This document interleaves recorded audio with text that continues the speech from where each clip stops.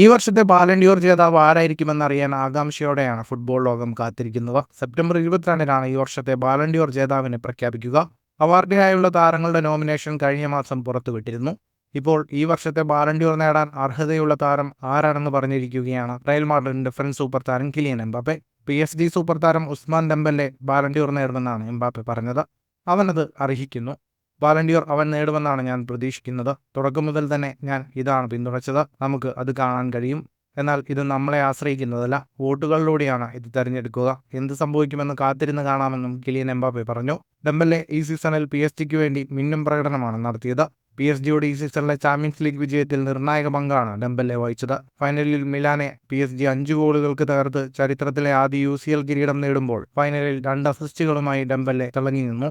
ഈ സീസണിൽ 33 ഗോളുകളും 13 അസിസ്റ്റുകളുമാണ് ഡെമ്പലെ PSG-ക്കൊപ്പം സ്വന്തമാക്കിയത്. ഇതിൽ ചാമ്പ്യൻസ് ലീഗിൽ 8 ഗോളുകളും 6 അസിസ്റ്റുകളും താരം നേടി.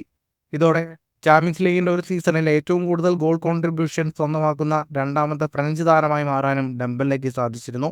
ഫുട്ബോൾ ലോകത്തെ കൂടുതൽ വാർത്തകൾക്കും വിശേഷങ്ങൾക്കുമായി സ്പോർട്സ് കഫേ സബ്സ്ക്രൈബ് ചെയ്യുക.